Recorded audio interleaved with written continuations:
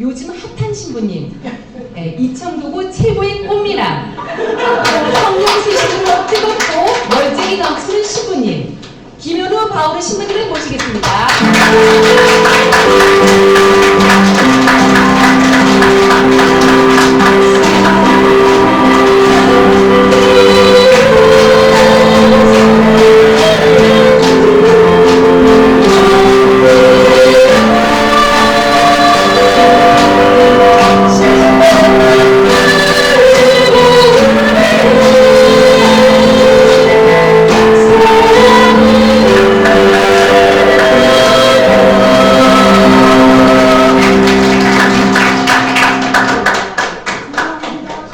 사랑합니다. 감사합니다. 저도 사랑합니다. 참배 예수님. 네, 인천에서 왔습니다. 김현우 바울 신부입니다. 만나서 반갑습니다. 의정부교구 풍동성당 처음 왔어요. 초대해 주심에 감사드리고 풍동성당 앞으로 더 하느님의 일 하심에 있어서 지치지 마시고 하느님의 은사 풍성히 드러내길 기도하겠습니다. 아멘. 저 어제 어디 갔다 온지 알아요? 모르죠? 내가 네 일정을 내가 왜 아냐? 저 눈 빨갛지 않아요? 빨개요? 잘 안 보여요? 초롱초롱해요? 그래서 어제 거기 마산교구 진해 아세요? 중앙동?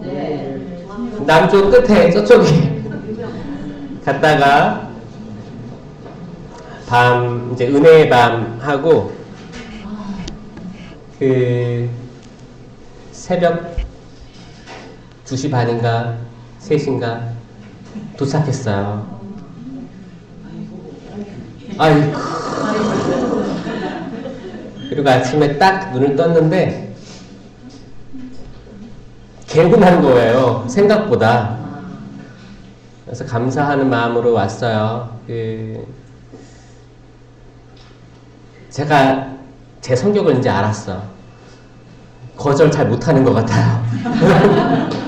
그리고 기도한다는데 근데 어차피 미뤄도 내가 이게 이 일정이 힘들 것 같아 하고 미뤄도 언젠가 또 그런 일정이 다가오더라고요. 그래서 하느님이 초대하셨다 믿고 이렇게 달려왔습니다. 반갑죠? 네. 어젯밤에도 진해에서 많은 치유들이 일어났고 축복이 컸어요. 그래서 저 또 어제 거기만 갔다 온 게 아니고 근데 가는 길에 마산교구 명례 성지에 갑자기 이끌려서 갔어요. 이제 가는 길인데 조금 루트를 바꾸긴 바꿔야 되는데 끌리더라고요. 갔는데 너무너무 이뻐요. 명례 성지 모르시죠? 네.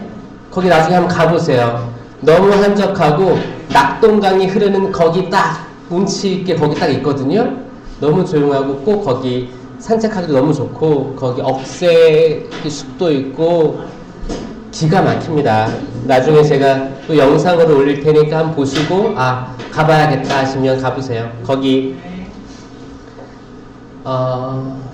거기 이제 마산 갔다가 처음에는 거기서 하룻밤 자고 오려고 했어요. 또 이제 밤에 늦게 끝나니까 거기서 숙박도 제공해 주겠다고 해서 네 감사합니다. 이제 강의 끝나고 하룻밤 자고 다음날 거기 아침 그 진해 앞바다 그거를 볼 생각으로 이렇게 했었는데 또 하느님께서는 아니다 요놈아 빨리 와라.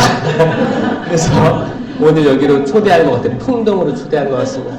감사합니다.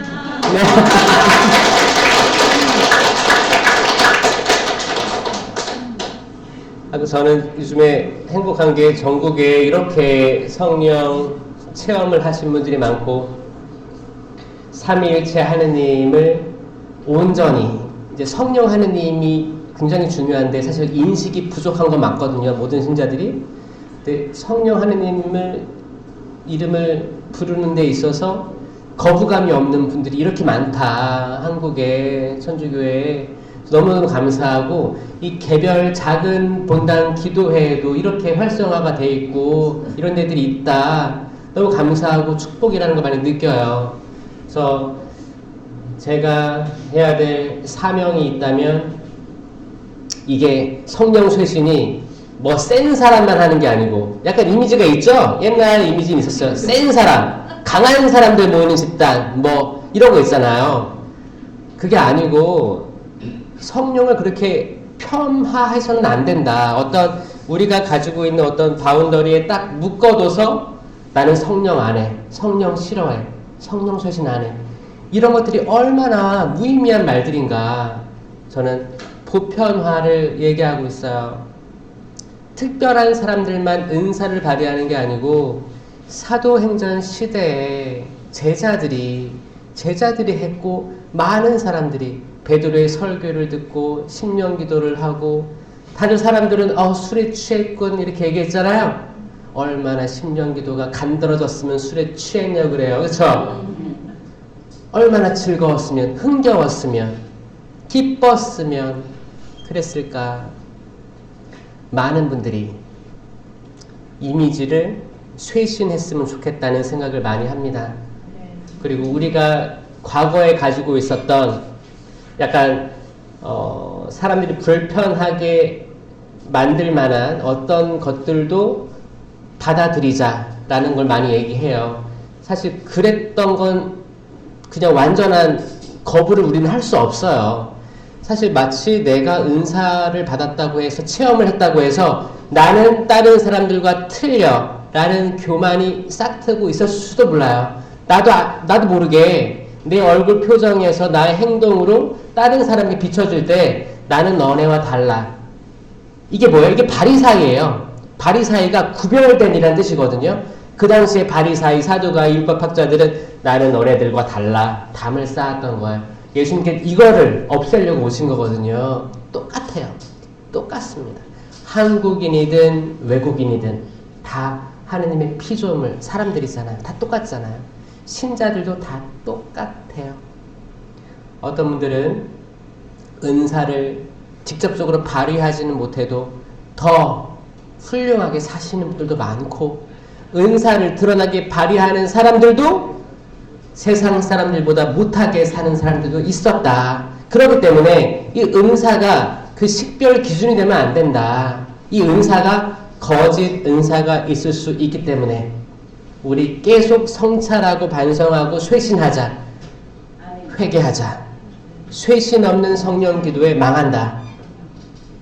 이것뿐만 아니고 쇄신 없는 레지오, 체나콜로 많은 단체들 쇄신 없으면 다 썩습니다. 썩어요. 전 보편적으로 다 얘기하는 거예요. 근데 사람들이 이 말씀이 좋대요. 어떻게 보면 반복될 수도 있거든요. 단순할 수도 있어요. 근데 좋대요. 왜 그럴까요? 자기 얘기하는 것 같으니까 좋은가 봐요. 공감되나 봐요. 그리고 전혀 세 보이지 않잖아요. 세 보이지 않아 보이는 신부님이 얘기하니까 좋은가 봐요. 자기 아들 같은 신부가 이런 걸 얘기해줘서 고맙나 봐요. 손자 같아요? 그래요. 세상에. 고맙습니다. 뭐 칭찬으로 받아들여도 괜찮죠? 기도로 오늘 아침 열겠습니다. 성부와 성자와 성령의 이름으로 아멘. 주님 찬미 받으소서, 영광 받으소서. 이 멋진 아침을 저희에게 선사해 주심을 감사드립니다. 당신 홀로 영광 받으옵소서. 우리는 이 세상 그 모든 것들이 지나갈 것임을 알기에 당신 옷자락 붙잡습니다. 당신 옷자락 붙잡습니다. 끊임없이 당신께 눈을 응시하고 끊임없이 따라다닙니다. 수많은 군중에 둘러싸인다 해도 당신만 바라보고 집중해서 걸어갈 수 있습니다. 주님, 제가 12년 동안 하혈을 해온 여인입니다. 주님, 제가 zakhe오입니다. 사람들에게 무시와 천대받았던 배신자라고 낙인 찍혔던 zakhe오입니다. 주님, 제가 12년 동안 38년 동안 눈 멀었던 바르톨로메오입니다. 보이지가 않습니다. 세상이 보이지가 않습니다. 사람의 마음을 볼 수가 없습니다. 주님, 제가 성경에 나왔던 그 모든 인물들입니다. 다윗이며 솔로몬이며 에스테르며 유디시며 다니엘입니다. 부족합니다. 한없이 부족하지만 저는 당신 이름으로 우뚝 설 수가 있습니다. 어려서 말을 못합니다 라고 했던 다니엘을 당신께서는 이끌어내셔서 그 사자 우리에서도 불 속에서도 건져내셨습니다. 주님, 저희가 사자 우리 안에 있습니다. 불 속에 있습니다. 이 세상이라는 풍파 속에, 파도 속에 있습니다. 칠흑 같은 어둠 속에 있습니다. 주위를 둘러보아도 사방팔방 바라보아도 나를 믿고 의지해주는 사람 단 한 명도 없어 보입니다. 나를 믿었던, 내가 믿었던 가족마저 나를 등 돌릴 때가 있습니다. 그렇게 생각하며 내가 먹을 거 안 먹고 입을 거 안 입으며 키웠던 자녀들도 저를 거스릅니다. 주님, 제가 믿었던 이 신앙 공동체에서도 저에 대해서 함부로 이야기하며 오해를 가지고 있습니다. 용서도 받아들이지 않습니다. 다시 잘해보고 싶은데 어디서부터 꼬여있는지 잘 모르겠습니다. 뭔가를 다시 열심히 해보고 싶은데 마음에는 나태함만 가득합니다. 무엇인가를 다시 시도해보고 싶은데 늪에 빠져 허우적 되는 것만 같습니다. 가족들 일이 잘 안 풀립니다. 이제는 잘 돼야 되는데 수년간, 수십 년간 고통스러워했는데 빛이 안 보입니다. 주님, 이런 상황 속에서 저희가 살아가고 있음을 고백합니다. 주님, 저희의 부서진 마음들을 바라보시옵소서. 저희가 당신만 바라보고 있습니다. 그리고 이 세상에 당신을 알지 못하는 사람들, 그리스도의 향기가 제 몸에서 퍼져나갈 수 있게 하여 주시옵소서. 세상 사람들이 제 말과 행동을 통해 당신께 호감을 가지게 하여 주시옵소서. 그리스도의 향기가 저를 통해 퍼져나가게 하여 주시옵소서. 통동성당 성령쇄신봉사회 회원들을 위해 기도합니다. 주님, 이들이 항상 기쁘고 열정적이게 살지만은 못할 것이라고 생각합니다. 주님, 이들 치유하여 주시옵고 다시 성령으로 활활 불타오르게 하여 주시옵소서. 당신께서 오직 중심에 계십니다. 가운데 계십니다. 주님, 당신이 가라 하면 가고 멈추라 하면 멈추겠습니다. 가슴 아프지만 멈추겠습니다. 당신 말씀 안에 순종하겠습니다. 당신께서 그 모든 것들을, 좋은 것들을 주셨는데 어찌 나쁜 것들이라고 거절할 수 있겠습니까? 주님, 모든 것들 지나감을 알고 영원하신 당신 이름 받들어 부르게 하여 주시옵소서. 이 시간 축복해 주시고 여기 모인 모든 이들 축복하여 주시옵소서. 심령으로 기도하시겠습니다. 샬라게 시간을 만들리는 시간을 만들리는 시간을 여와달라는 시간을 만들리는 시간을 주님, 새벽을 흔들어 띄워주시옵소서. 저희 마음을 띄워주시옵소서. 띄워주시옵소서. 단단하고 무집센 저희들의 마음을 부셔주시옵소서. 주님, 저희 당신 앞에서 아무것도 아닙니다. 주님, 저희를 내려놓고 당신의 성령을 받아들이게 하여 주시옵소서. 저희 영이 깨어나게 하여 주시옵소서. 영원하게 시간을 많이 깨어나는 시간을 알라라게 시간을 많이 깨어나는 이분들에게 평안을 주시옵소서. 시간을 많이 깨어나는 시간을 많이 깨어나는 영원하게 깨어나는 시간을 많이 깨어나는 시간을 많이 깨어나는 시간을 많이 깨어나는 시간을 많이 깨어나는 시간을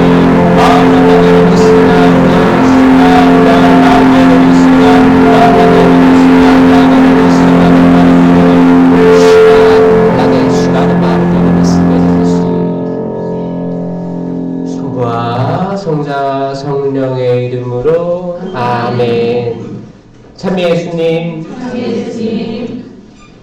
심령 기도는 그거 알아요? 눈 감고 심령 기도하고 눈 뜨면 눈이 맑아지는 것 같아요. 응? 그런 거 알아요? 그리고 모르겠어요. 뭘로 논리적으로 표현할 수는 없지만 영적인 거 느껴지시죠? 그래요. 우리가 가지고 있는 그게 있거든요. 사람으로서 우리가 바운더리 이제 그게 있어요. 우리만의 공간이 있고 우리가 남에게 비추어지고 싶은 좋은 모습들이 있습니다. 때론 무게감이 있어 보이기도 하고 때론 뭐 이렇게 나 배운 사람이야 또 안경 딱 쓰면 이제 약간 사무적으로 딱 되잖아요. 약간 화이트 칼라 스타일로 딱 정장 갖춰 입고 하면 우리가 남에게 비추어지는 것들이 있습니다. 근데 심령 기도는 그런 걸 다 초월하는 거예요. 그러니까 내가 남에게 비춰지는 게 의미가 없음을 알고 내려놓는 거거든요. 그러니까 완전한 존재. 우리들이 말 배우기 이전에 그 옹알이에요. 애기처럼 옹알이 하는 거. 하느님만 바라보고 내 옆에 사람, 앞에 사람, 뒤에 사람 상관없이 기도할 수 있다는 거예요. 이 기도는 전 세계적이에요. 이 기도는 언어가 달라도 상관없습니다. 일치할 수 있어요. 이 기도는 개신교와 천주교와 공통점이기도 합니다. 그렇게 서로 싸우던, 서로 이게 좀 불편하게 표현했던 그런 거 있죠? 이런 것도 심령기도 안에서는 일치할 수 있습니다. 전 그래서 심령기도는 약간 평화, 그 새로움, 그리고 겸손의 상징, 그걸 시작하는 거예요. 그래서 그 바울 사도도 될 수 있으면 심령기도 많이 했으면 좋겠다고 얘기하잖아요. 저도 하루라는 24시간을 살면서 심령기도 할 시간들이 많았으면 좋겠다는 생각을 해요. 차라리 한국말로 수다 떨고 가십거리 만들고 남 헌담하고 할 시간에 심령기도 하면 정말 거기에는 뭐 나쁜 열매가 맺힐 수가 없어요. 네? 우리가 생각하고 말하고 막 이렇게 막 튀어나오는 거 있죠? 이걸 내가 해야 되는지 말해야 되는지 내가 무슨 말 하는지도 몰라. 베드로 사도가 그런 거예요. 아니 내가 진짜 보고 싶었던 모세와 엘리야가 나타난 거야. 여기서 초막 셋을 지어가지고 하나는 모세께 하나는 엘리야께 하나는 예수님께 드리겠습니다 그러잖아요. 그리고 뭐라고요? 성경에서 베드로는 자기가 하는 말이 무슨 말인지 몰랐다라고 하잖아요. 이런 무슨 말인지 모르는 얘기들을 하고 있는 거예요. 차라리 무슨 말인지 모를 거면 심령기도가 죄를 짓지 않게 한다. 말은 하는데 여긴 죄가 없어요. 죄가 없습니다. 이걸 듣고 상대방이 또 죄를 짓지도 않아요. 서로 평화로운 아주 좋은 기도라고 저는 믿고 있고, 그래서 지금 약간 개신교한테 심령기도 뺏긴 느낌이 있거든요. 사실 이거는 공통된 기도고 사도행전 시대 때 이미 있었던 기도들이고 이미 있던 것들인데, 약간 천주교는 전례와 성모님, 뭐 개신교는 뭐 은사, 뭐 이런 거 뺏기면 됩니까 안 됩니까? 안 되는 거예요. 그러니까 우리의 천주교가 너무 대단한 건 뭐냐면 다 가지고 있어요. 성모 신심, 성체 신심, 성령 신심부터 해서 전례도 완벽하고, 그러니까 우리가 약간 미흡하게 생각했던 것들을 찾아내면 쇄신이 되는 거예요. 천주교가 약간 미흡하게 생각한 게 뭐였어요? 말씀하고 성령이에요. 말씀하고 성령. 이거를 잡은 게 개신교잖아요. 그래서 많이 제가 최근에 개신교에서 이제 천주교로 개종한 분을 만났는데, 그분이 하는 말씀이 이제 전례는 이제 알겠는데 말씀에서 내 마음을 가슴을 뛰게 하는 그런 말씀들을 듣기에는 좀 부족한 시간들이 있을 수 있고, 이게 성체를 보셔도 잘 아직 모르겠고 뭔가 뭐 이런 얘기를 하는 거예요. 그래서 그럴 수 있겠다. 사실 개신교에서 온 사람들은 뭐예요? 어떤 예배 시간을 가면 1시간 이상을 말씀에 대해서 듣다가 사실 계시면 전례가 없기 때문에 성찬의 전례가 없잖아요. 예배 가면 1시간 내내 말씀 듣는 거예요. 말씀에 대해 찬양하고 묵상하고 설교 듣고 하다 보니까 충만한 거예요. 충만한 상태에서 신앙생활을 하는데 천주교는 이제 그런 사람들이 오게 되면 강론 시간이 뭐 5분, 6분 하면 좀 짧아 보이는 거예요. 그리고 일어났다 앉았다 하면 약간 좀 경직성이 있어 보이고 빵 같은 성체를 주는데 이게 뭔가 고민하게 되고 아직 거기에 대한 확실한 믿음이 없으니까 완전히 몰입되기보다는 약간 주변인 식으로 바라보다 가게 되면서 좀 말씀 부족한 것 같아요 라는 말을 많이 듣습니다. 제가 그랬죠. 너무 전례를 길게 할 수 없으니까 어쩔 수 없다. 차라리 마음 먹고 철야기도나 성령기도에 뭐 은혜의 밤 이런 데 와서 꼭 챙겨 들으셔야 된다. 이렇게 말씀하니까 또 갔다 왔대요. 그러면서 천주교도 이런 게 있는지 몰랐다는 거예요. 이런 사람들이 얼마나 많은가. 그쵸? 그래서 여러분들이 혹시나 주변 사람들 중에서 그 말씀에 대해서 갈증을 느끼는 사람들은 꼭 초대해야 돼요. 어디든 가까운 뭐 철야기도 하는 데가 많잖아요. 몇 군데 있습니다. 초대하시던가 교구별 철야부터 해서 은혜의 밤이 어디 본당에서 열린다 꼭 초대하고 이런 것들을 해주셔야 돼요. 이미 잘하고 계시겠지만 더욱더 분발해서 2024년은 성령으로 불태워 봅시다. 아멘.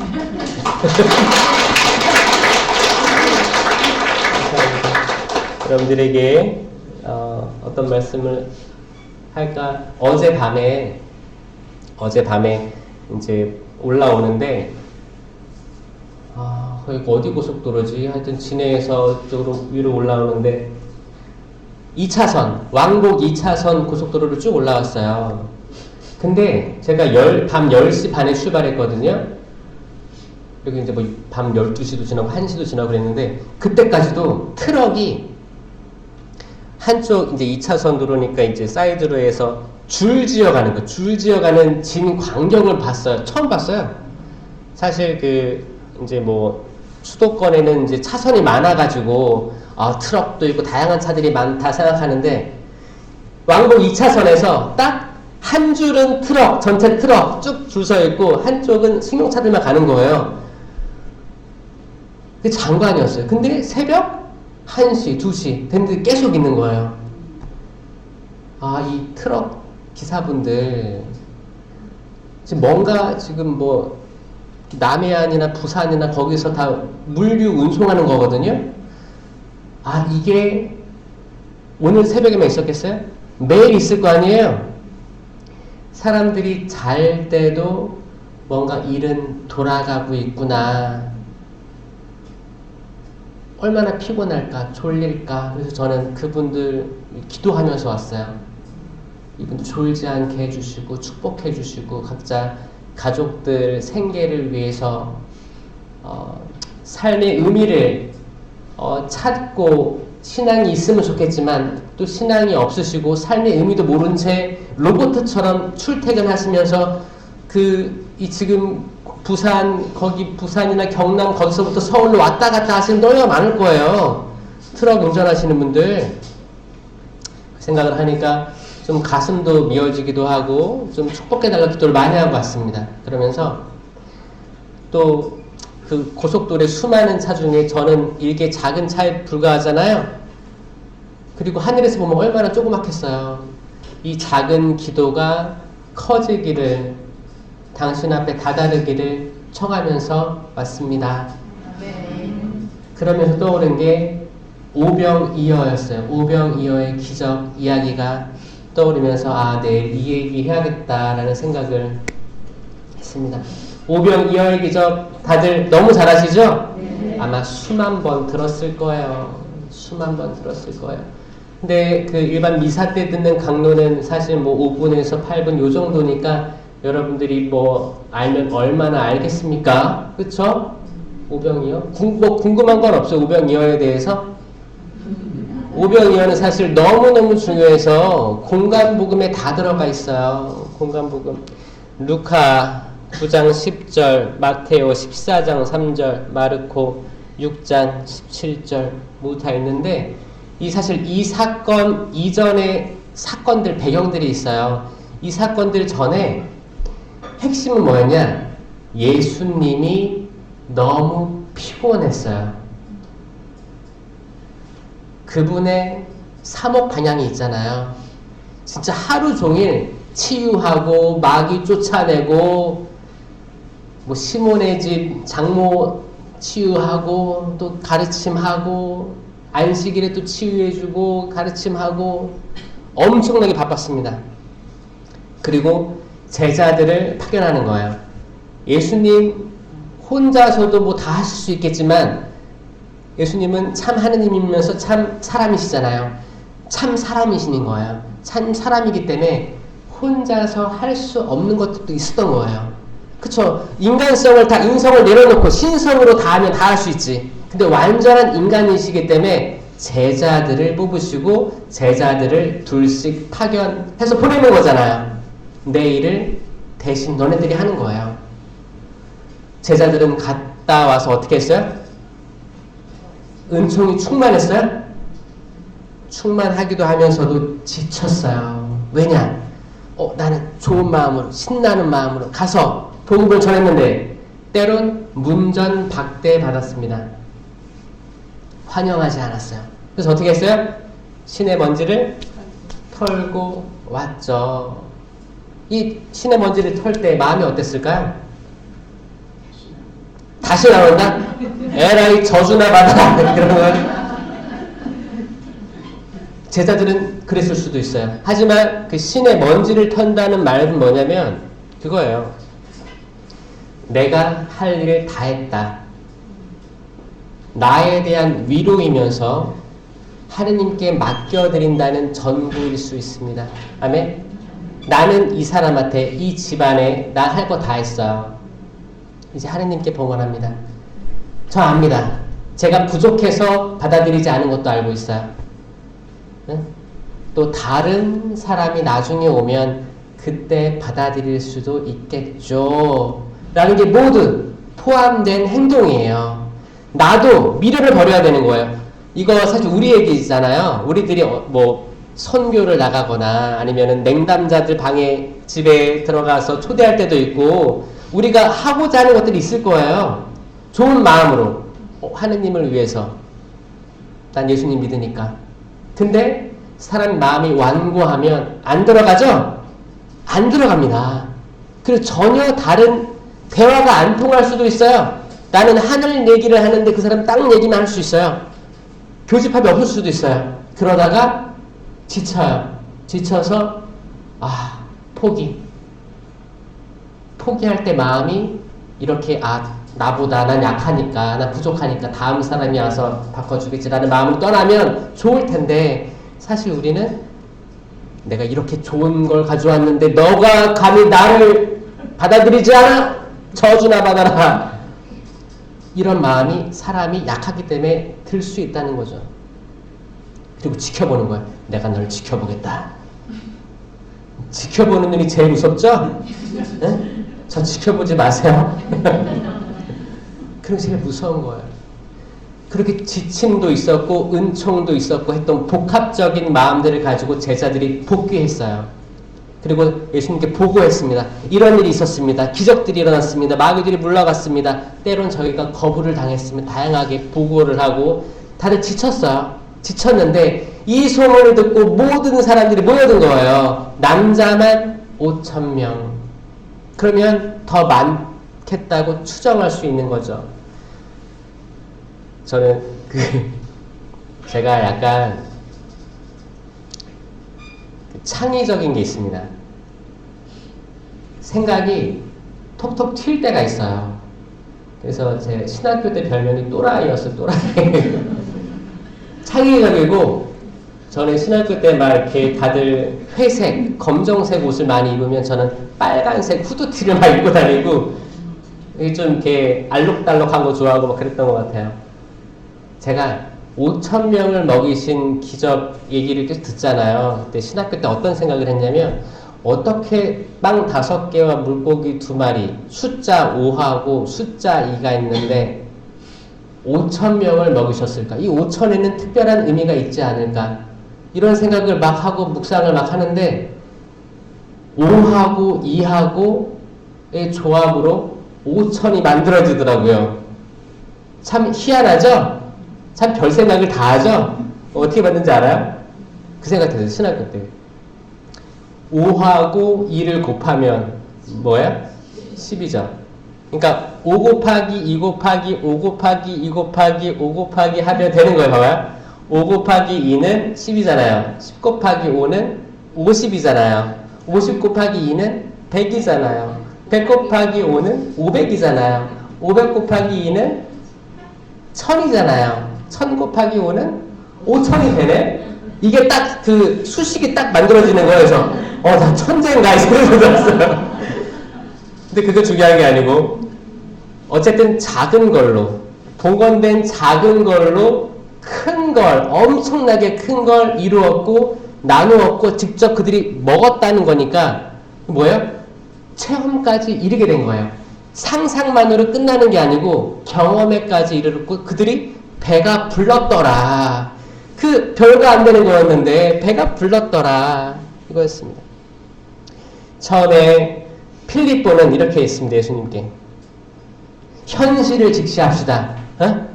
지금 이 사람들을 다 먹이려면 200 데나리온 어치를 우리가 빵을 사온들 안 될 겁니다. 굉장히 똑똑한 사람이었던 것 같아요. 필립보. 현실주의적이고 약간 그 이성주의 이제 이라고 하죠. 이 성향을 가진 사람이었을 수도 있어요. 데나리온 하나는 하루 품삯이었어요. 하루 품삯이면 지금 최저임금 기준으로 했을 때 거의 10,000원 되는 건가요? 10,000원이 아니구나. 한 시간당 10,000원이죠. 시간당 10,000원이니까 80,000원 되는 거잖아요. 그렇죠? 근데 200데나리온이면 200일 어치. 200일 어치이기 때문에 거의 1년치 가까이 되는 그거였어요. 주말 빼면. 그 1년치 정도의 금액이 있어야 이 사람들 다 배불리 먹을 수 있을 거라고 그렇게 얘기한 거였어요. 계산을 빨리빨리 한 거죠. 너희가 빵을 구해오라고 하니까 말이 됩니까? 못합니다. 그 얘기 한 거예요. 그리고 자리에 앉아라 해서 이제 빵을 나누어 주기 시작합니다. 어떤 사람들은 그렇죠. 이게 아마 각자 가지고 있는 뭔가가 있었을 거다. 각자 도시락으로 가져오는 빵하고 물고기 말고 더 많은 게 있었는데 사실 성경 저자가 짧게 기술하느라고 그 봉헌된 빵 5개와 물고기 2마리로 다 배불렸다 라고 해줄 수도 있다. 사실은 그 자리에서는 각자 가지고 있는 걸 다 드러내서 나눴다 라고 한 신학자도 있었습니다. 저는 여기에 반대합니다. 거기에는 기적이 없어요. 아닙니다, 신부님. 그거는 사람 마음을 바꿔서 나누게 한 기적 아닙니까? 그렇게 한들 예수님의 신성, 만약에 예수님 인성으로 사람들 마음을 움직여서 그렇게 했을 수도 있겠지, 유도했을 수도 있겠지. 하지만 신성은 굉장히 죽어버리거든요. 안 돼요. 신성, 인성이 동시에 밸런스 있게 드러나야 되는 거예요. 성경을 그대로도 읽어보고 상상으로도 해도 좋지만 그래서 교회에서 사적 계시를 경계하는 거예요. 드러난 것만. 공적 계시 중심이에요. 사적 계시는 공적 계시를 이해하는 데 도움을 주는 것일 뿐이에요. 한 번도 사적 계시가 공적 계시를 넘어선 적이 없습니다. 그래서 최근에 발표된 거 뭐 천상의 측이라든지 뭐 그런 것들은 이게 아니거든.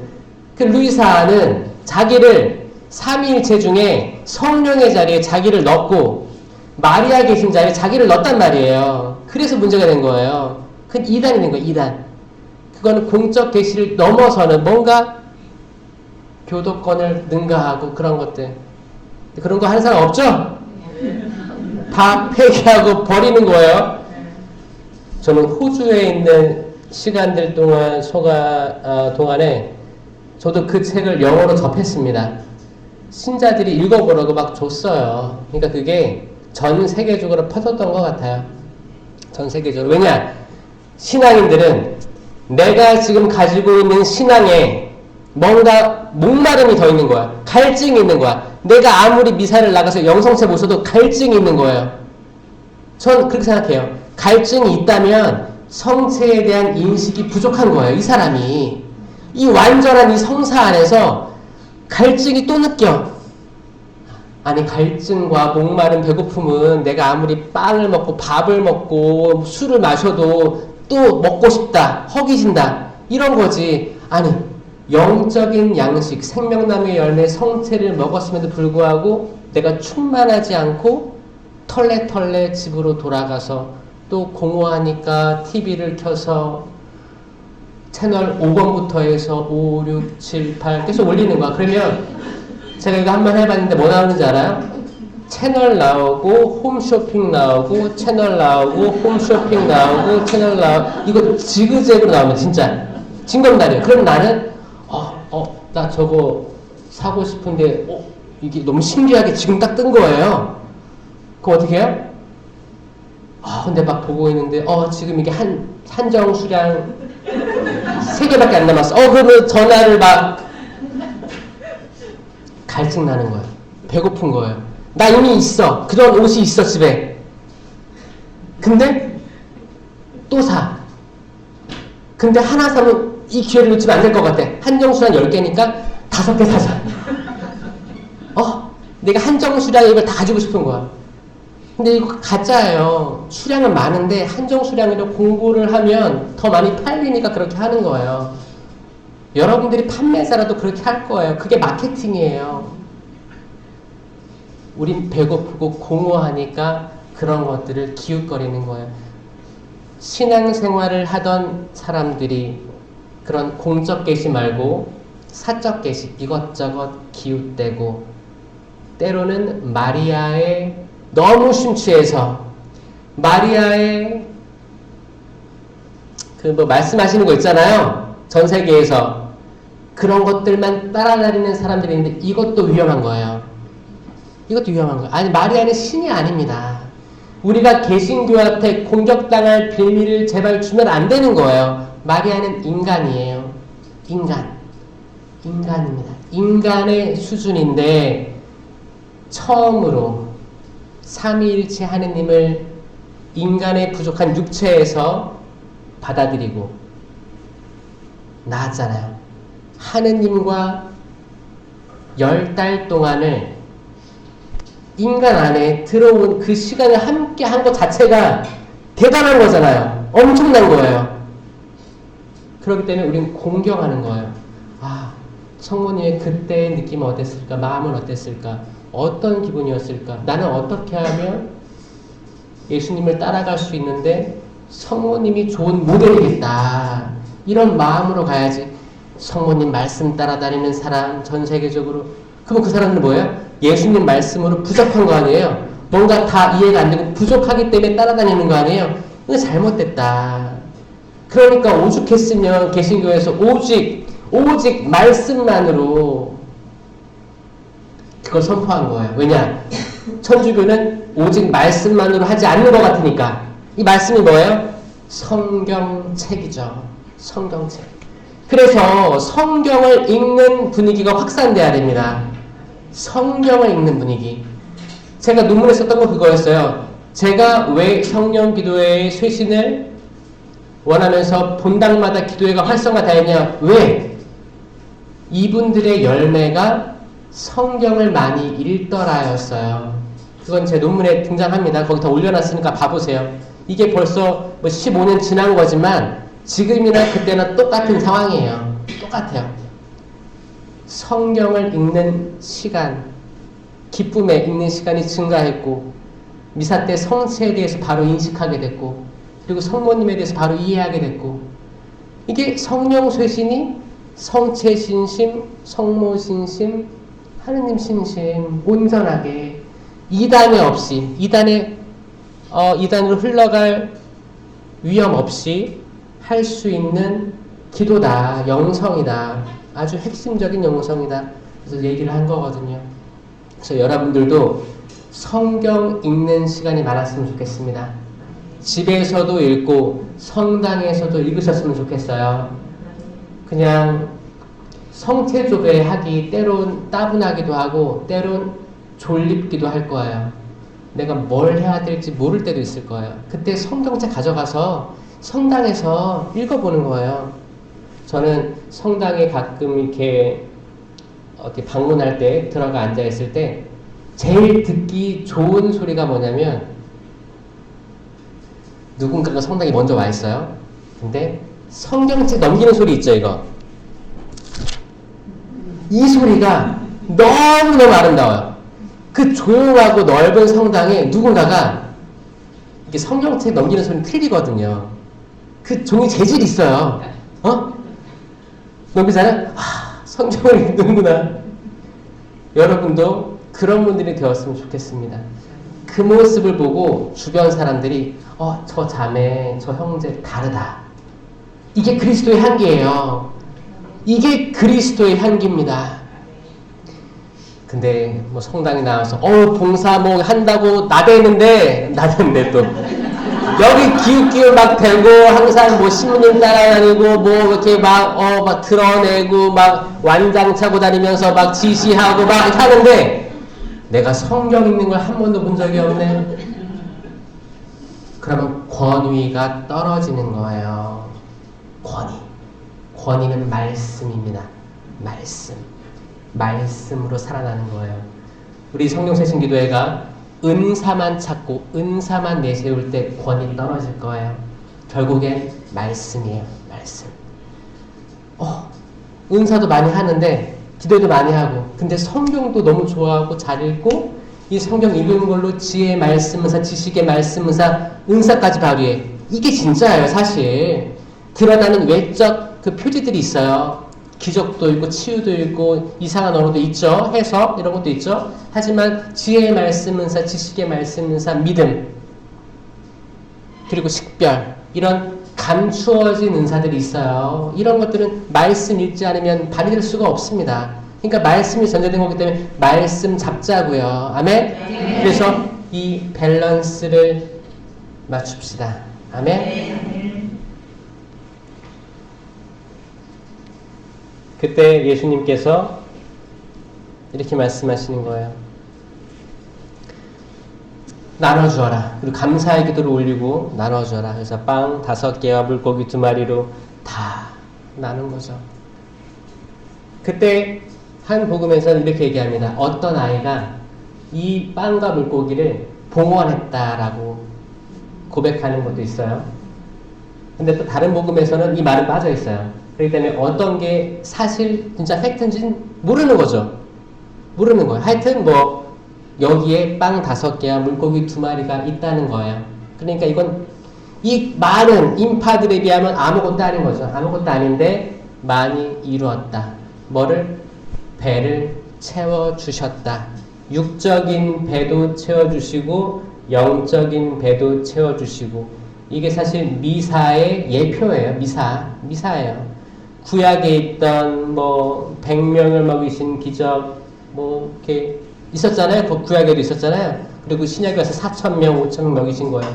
먹이는 건데 이게 영적으로도 먹이지만 우리 육적으로도 먹이셨다.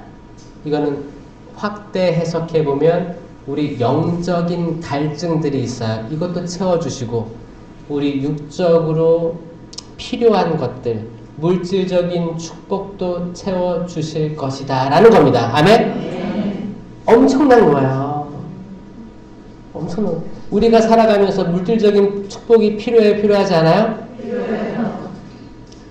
필요 안 하다. 필요 않다. 라고 하시는 분들은 축복이지만 은총이에요. 큰 축복입니다. 하지만 조금 마음에 거짓이 조금 있을 수도 있어요.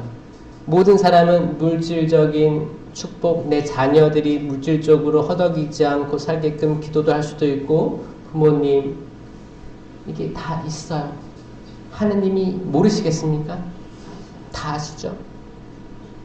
나만 하느님만 우선순위로 두면 이런 것들 따라올 거라는 약속입니다. 구약에도 땅을 축복해 줬어요. 땅은 뭐였어요? 그 당시 재산이었어요. 지금도 재산이죠? 땅에 축복이 있었어요. 그 땅에서 복을 얻을 거예요.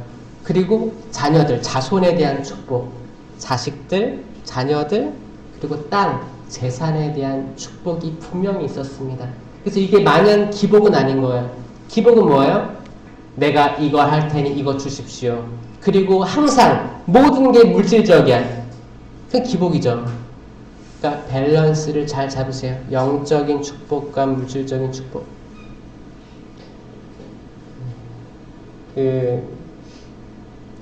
아주 가난했던 과부가 헌금궤에 다가서더니 주머니에서 렙톤 2잎을 떨어뜨렸어요. 그 당시 헌금궤는 어땠냐면 이 길다란 통이었어요. 바닥부터 해서 길다란 통으로 되어 있는데 이게 납이나 쇠로 되어 있었어요. 그러니까 동전을 넣으면 쨍그랑 이게 어떻게 되면 이 안에 구조가 이렇게 안에 또 있어요. 이렇게 돼 있어서 떨어뜨리면 쨍그랑 바닥까지 한참 떨어지는 거예요. 구조가. 그러니까 뭐예요? 멀리서도 저 사람 뭐 했는지 알 수 있어요. 그때 지폐 없었습니다. 그러니까 뭐예요? 이 소리가 길면 길수록 많이 는 거예요. 많은 그 부자들 그리고 이제 뭐 부자들은 어떻게 해요? 자루를 가져와서 자루를 쏟은 거예요. 그러면 촥촥촥 꽹가리 소리 꽹가리 소리 나는 거예요. 와장창창창 소리 나는 거예요. 근데 그 안에서 쨍그랑 이 맑은 그 2잎의 코인이 떨어질 때 어떤 느낌이 왔을까? 전 너무 아름다운 소리가 났을 거라고 생각합니다. 그 소리 들리세요? 성경의 많은 부분들이 우리를 관상으로 도와주는데 이 말씀에 묵상하면 이 소리가 들릴 수도 있는 거예요. 냄새가 날 수도 있는 거예요. 그게 관상입니다. 내가 거기 우리 묵상을 그래서 길게 하면 좋은 거예요.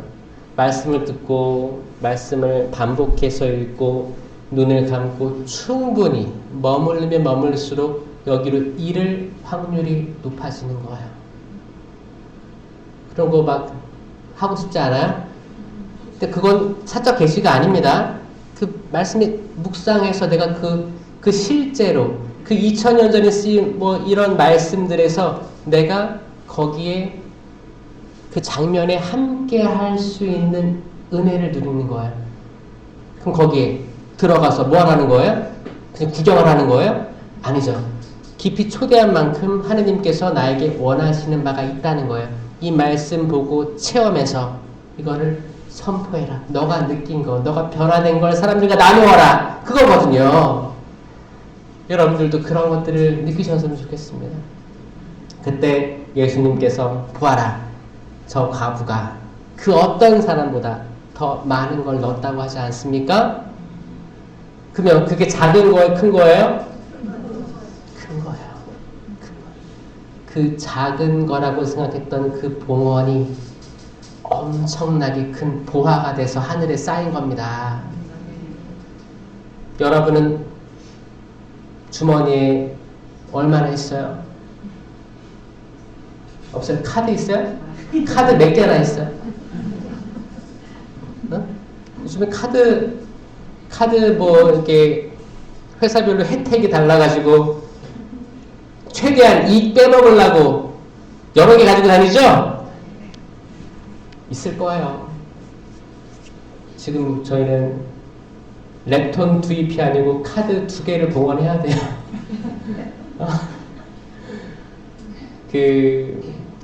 사실 통장 잔액 보면 다 숫자로 나와요. 그쵸? 숫자 잘 보시죠? 항상 확인하시죠? 요즘에 핸드폰으로 다 볼 수 있으니까. 때로는 무섭지 않나요? 이게 숫자라는 게 이게 갑자기 0이 되면 어떡하지? 지금 전쟁 난 국가들에서 그렇게 되는 거예요. 내가 지금 가지고 있는 자산이 0이 되는 거예요. 오히려 빚더미에 앉게 되는 거예요. 화폐 가치가 하락해서 완전히 돈을 아무리 쌓아들고 가도 계란 하나 살 수가 없는 상황에 이르는 거예요. 사실 인간이 인간 대 인간, 국가가 약속한 숫자들에 불과하지 않는 거예요. 잘 보고 멀리 보고 자세히 들여다보면 본질은 뭐냐면 이게 딱 그 정해진 내가 보이는 그 숫자가 완벽하게 모든 데서 통용되는 그 숫자가 아니라 라는 거예요. 그러니까 내가 이것만 바라보고 있으면 뭐가 바뀌어요? 아니에요. 여기서 초월하셔야 돼요. 내가 이것밖에 없다고? 내가 이렇게 많이 있다고? 이게 아니고 진짜 이 컵에 물이 반이 있으면 반밖에 없네. 아유. 맛있네요. 아니 반이나 남았네. 할 수 있잖아요. 그렇죠? 똑같아요. 여러분들이 가진 잔고 보고 속상해하지도 마시고 자만하지도 마세요. 그리고 내가 할 수 있는 거에 대해서 주님 저 이것밖에 없지만 받아주세요 라고 하는 거예요. 그게 아니고 우리 주일미사 때 가보면 어떻게 해요? 헌금 낼 때 그냥 주머니 꺼내가지고 지갑 열어가지고 이 정도만 내자. 거기서 세죠? 이렇게 뭐 세거나 여기 10,000원짜리 제끼고 파란색으로 이렇게 하기도 하고 만약에 10,000원짜리 5,000원짜리가 있으면 5,000원 이 정도 하죠. 그런 즉흥적인 게 아니고 미리 준비된 봉헌을 미리 마음속으로 먹고 뭐 봉투에 넣던지 좀 새 돈으로 하든지 이게 뭐야? 준비된 헌금 이게 더 값지다 생각합니다. 그런 거 있잖아요. 또 때론 2차 헌금이 있을 수도 있어요. 2차 헌금 어떻게 해요? 1차보다 적게 내야지라는 사고방식을 깨야 돼요. 왜 거기서 계산을 하고 있어요? 그게 예수님이 환전상을 엎어버린 게 계산해서 그런 거야. 계산. 엄청 폭리를 취하려고 사람들이 가지고 온 양이나 소나 그거 비둘기나 이런 것들을 이렇게 해줘야 되는데 폭리를 취했다는 거예요. 다 엎어버린 거예요. 계산하지 말고 항상 예상하세요. 오늘 2차 헌금 있을 수도 있겠다. 항상. 없으면 어떻게 해요? 성당 나가다가 뭐 판매하는 거 있잖아. 이거 사면 되는 거지. 그러니까 항상 2차를 준비해서 2차 헌금 없이 2차 내고 없으면 나 오늘 카드밖에 없으니까 2차 헌금 안 내야겠다. 아예 집에서도 카드만 가져가야겠다. 후원회 모집할 수도 있으니까 카드만 가져가야지. 자, 하느님께서는 우리들의 마음을 다 알아요. 다 알잖아요. 그쵸? 그러니까 우리가 헌금을 준비하는 마음가짐도 바꾸자. 아멘? 그러면 인생이 바뀌는 거예요. 그 얼마 안 되는 거에 우리 영혼을 팔아넘기지 맙시다. 악마에게. 맞아요. 진짜 그런 거예요. 얼마나 부끄러운 거예요. 그것도 봉헌금 내로 줄지어 가면서 내도 찝찝해. 왜냐? 준비되지 않은 봉헌금이기 때문에 그런 거예요. 또 교무금 책정하러 가서 사무장님 만나서 얘기를 할 때도 찝찝해. 다 찝찝해. 찝찝해하지 말고 이게 충분히 고민해보고 충분히 지금 제가 부족하지만 요 정도밖에 못합니다. 받아주십시오. 이 작은 걸 크게 만들어 주십시오. 이런 마음을 이미 봉헌하고 가서 하면 거기에는 죄책감도 없고 아무것도 없습니다. 오히려 만족감이 있고 풍요로움이 있는 거지. 우리들이 돈에 대해서 생각하는 것들 조금 다시 또 생각했으면 좋겠어요. 작은 걸 크게 이뤄줄 수 있는 분이 우리 친구 예수님이십니다. 아멘. 신앙의 공식이에요. 나는 아무것도 없습니다를 외쳐야 돼요. 자, 해볼게요. 시작. 나는 아무것도 없습니다. 명심하세요. 다 우리 거 아니에요. 다 하느님 거예요. 우리 다 불의하게 쓰고 있는 것 뿐이에요. 불의한 청직이에요.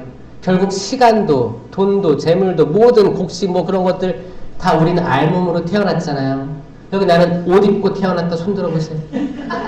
다 여러분과 하나도 없었어요. 다 알몸이었어요. 저는 자신 있어요. 알몸이었어요. 어머니 저 알몸이었죠?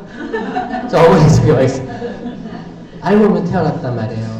다 성장하면서 받게 되고 벌게 되고 해서 이렇게 내 것처럼 보여지지만 다 알몸으로 태어났습니다. 두 번째 신앙 공식. 당신은 모든 것을 할 수 있습니다. 시작! 당신은 모든 것을 할 수 있습니다. 아멘. 이 두 가지의 공식이에요. 이걸로 기도하면 되는 거예요.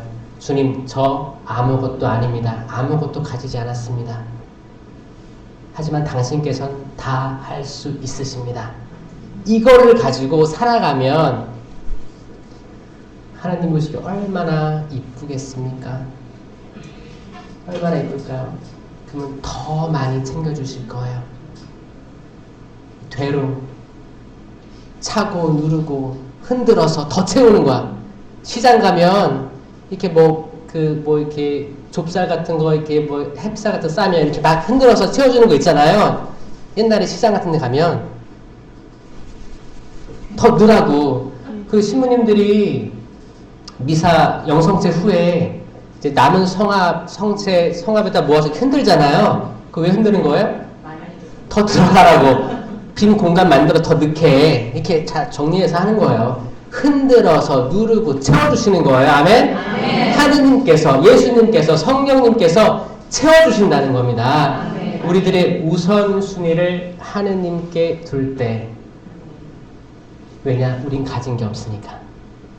우리가 내세우는 자존심, 우리가 내세우는 재력, 자녀들의 성공, 우리 아들은 뭐 했대, 우리 딸은 뭐 했대. 내세우고 싶죠? 내세워도 자기는 속이 후련할 수 있겠지만 듣는 사람은 뭐라고요? 너나 잘해. 속으로 그럴 수도 있어요. 자랑하는 거 주변 사람들 안 좋아할 수 있습니다. 말 가려서 하시고 겸손하시고 그렇죠? 오히려 남이 어려울 때 손 내밀어 주시고 따뜻한 말 해주시고 응원해 주시고 혹시 내가 자기 스스로가 많이 위축되어 있다면 스스로에게도 따뜻한 말 해야 돼요. 스스로에게도 잘했다. 그 정도면 잘한 거야. 최선을 다했어. 너무 훌륭해. 내가 나한테 선물도 주는 거예요. 오늘 너무너무 힘든 하루였으니까 오늘 이거 먹자. 어디 가자. 그래 오늘 백화점 가자. 나를 위해 쓰자. 쓰세요. 그리고 그만큼 또 이웃에게 베푸시면 돼요. 자기를 위해서는 쓰지 마시고 밸런스 있게 가자고요. 아시겠죠? 네. 오병이어의 기적을 묵상하면서 우리 삶의 작은 것들이 어떻게 하느님의 축복으로 엄청나게 되는지에 대해서 알아봤습니다. 우리가 앞으로 해야 될 것, 저희들의 작은 것들, 부족한 것들 봉헌하는 것이 될 것입니다. 아멘. 영광이 성부와 성자와 성령께